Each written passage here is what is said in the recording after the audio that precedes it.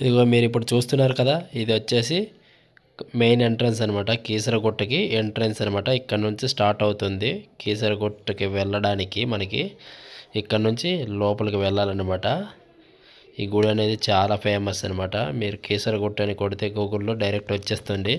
చూడండి, వాతావరణం చుట్టూ చెట్లతో చాలా బాగుంది. సింగిల్ రోడ్ ఉంటుంది అనమాట. రష్ ఏమి ఉండదు. రోడ్డు మొత్తం ఖాళీగానే ఉంటుంది. శివరాత్రికి మాత్రం ఫుల్ హంగామా ఉంటుంది అనమాట.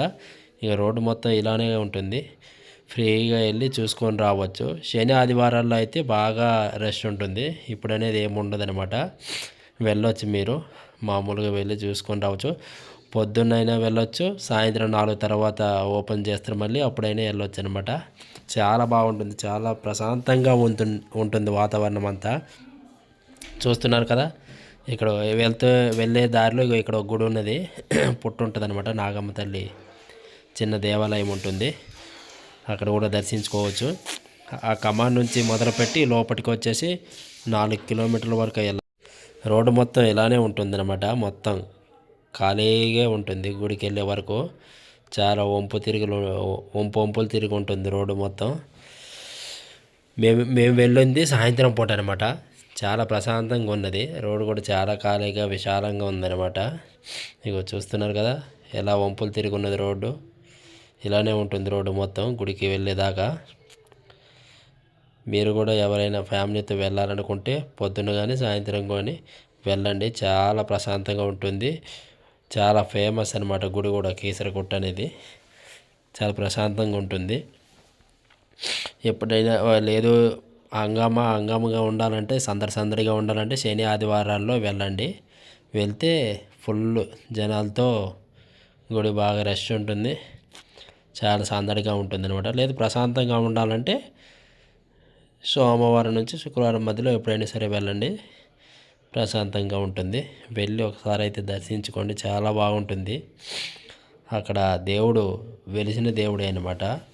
ప్రతిష్ఠించింది కాబట్టి దేవుడు చేతుల మీదుగా దేవుడు ప్రతిష్ఠించిన లింగం అనమాట. అది చాలా బాగుంటుంది. ఇదిగోండి, ఇది ఇక్కడ నుంచి స్టార్ట్ అనమాట. అక్కడ పార్కింగ్ పైసలు కట్టి ఇలా వెళ్ళాలన్నమాట. వెళ్తే ఎదురుగా కనిపిస్తుంది కదా, చూశారు కదా, అదేనమాట గుడి. ఇప్పుడు మనకి ఈ రోడ్ లెవెల్లో కనిపిస్తుంది. మనం అక్కడికి ఇదిగోండి ఈ డౌన్ దిగి మళ్ళీ ఎత్తెక్కి చుట్టూ తిరిగి గుడి దగ్గరికి వెళ్ళాల్సి ఉంటుందన్నమాట. ఇదిగోండి దారిలో చాలా కోతులు ఉంటాయి. మీ చేతిలో ఎటువంటి సంచులు ఉన్నా బ్యాగులు ఉన్నా సరే అవి చాలా జాగ్రత్తగా పట్టుకోవాలి, కప్పేసుకోవాలన్నమాట ఏదైనా బట్టతోని. లేకపోతే పీక్కొని పారిపోతాయి అనమాట. మీకు దొరకవు, సంచులు దొరకవు, బ్యాగులు దొరకవు అనమాట. చాలా జాగ్రత్తగా ఉండి. ఇదిగోండి ఇది అప్పు అనమాట. ఈ అప్పు అనేది ఎక్కాలి. మామూలు రోజుల్లోనైతే పైకి ఎంట్రీ ఉంటుందన్నమాట. వెళ్ళొచ్చు గుడి దగ్గర వరకు. ఏ వెహికల్ వెళ్తే ఆ వెహికల్ మీద మనం పై వరకు వెళ్ళిపోవచ్చు. అదే మిగతా రోజుల్లో అయితే కిందే ఉంటుంది పార్కింగు. ఇప్పుడు మేము వెళ్ళింది గురువారం కాబట్టి ఏం లేదు. చూశారు కదా ఎంత ఎత్తులో ఉందో. పైన గుట్ట మీద నుండి కిందికి చూస్తుంటే చూడండి, మొత్తం తోటలు, కొండలు, రాళ్ళు, రప్పలు, ఇల్లు అన్నీ కనిపిస్తూ ఉన్నాయి. ఈ గుట్ట అనేది అంత హైట్లో ఉంటుంది, అంత పైన ఉంటుందన్నమాట.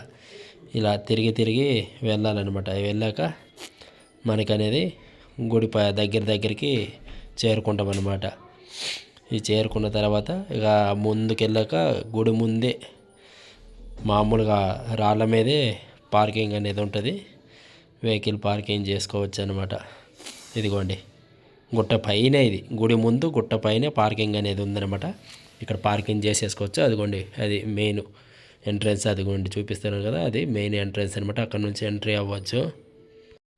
ఇది చూస్తున్నారుగా, ఇదిగోండి ఇక్కడైతే హనుమాన్ టెంపుల్ ఉంటుంది. హనుమాన్ విగ్రహం కూడా చాలా పెద్దది ఉంటుంది. ఇదిగోండి లోపలికి వెళ్ళే కొద్దీ మనకి ఇక్కడ మధ్యలో శివలింగం ఉంటుంది, ఈశ్వరుడు విగ్రహం ఉంటుంది. ఇదిగోండి ఇది మెయిన్ ఎంట్రన్స్ అనమాట. ఇదేని ద్వారము. ఈ లోపల నుంచి గుడి లోపలికి అయితే మనం ఎంట్రీ అవ్వాల్సి ఉంటుంది. లోపలికి వెళ్ళాలి. చూస్తున్నారుగా, దీనికి ఎదురుగానే ఆలయం ఉంది. ఇదిగోండి ఈ కలర్ వేస్తున్నారు కదా, ఇదే మెయిన్ ఆలయం అనమాట. ఇందులోనే శివుడు ఉంటాడు, ఇందులోనే మెయిన్ ఉంటాడు అనమాట దేవుడు. ఇదిగోండి ఇక్కడ వచ్చేసి ఇంకొక శివాలయం అనమాట. మొత్తం శివాలయమే ఉంటాయి ఇందులో. ఎక్కువగా శివునికి సంబంధించిన ఆలయాలే ఉంటాయి అన్నమాట. ఇది మొత్తం గుడికి సంబంధించిన మొత్తం వాతావరణం అంటే ఇలా ఉంటుందన్నమాట. ఈ కలర్ వేసింది మాత్రం మెయిన్ టెంపుల్ అనమాట. అసలైన దేవుడు వెలిసింది అక్కడ ఉన్నారనమాట.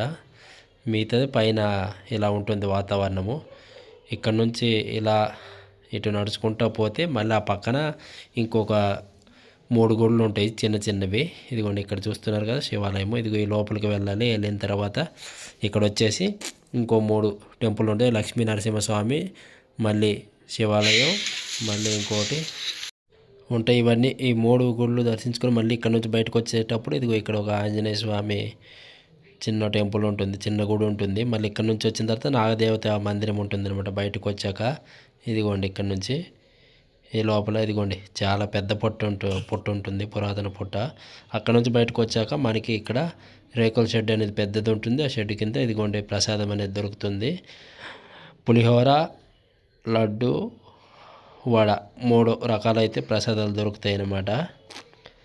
తీసుకొని మళ్ళీ ఇదిగో ఆపోజిట్లోనే నాగదేవత గుడి ఆపోజిట్లోనే ఉంటుంది. మళ్ళీ వచ్చేసి ఇక్కడ నుంచి బయటికి వెళ్ళొచ్చు. చాలా బాగుంటుంది. ఇక్కడ కోతులు, కుక్కలు ఉంటాయి. ఇదిగోండి ఇక్కడ లైన్గా వీళ్ళు ఉంటారనమాట. మనం చేయాలంటే దానం చేయొచ్చు.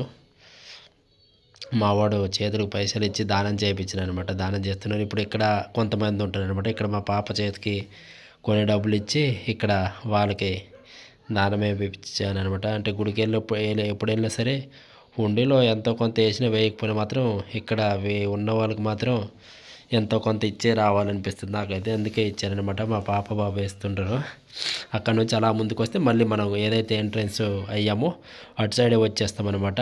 ఆ రేకుల షెడ్ నుంచి మళ్ళీ అలా నడుచుకొని పైకి వెళ్తే అక్కడ ఆంజనేయ స్వామి గుడి ఉంటుంది. ఆ పక్కన ఇదిగోండి టెంపుల్ ఎంట్రన్స్లోనే ఇది ఒక షాప్ ఉంటుంది. అన్ని రకాలు దొరుకుతాయి అక్కడ తాళ్ళు.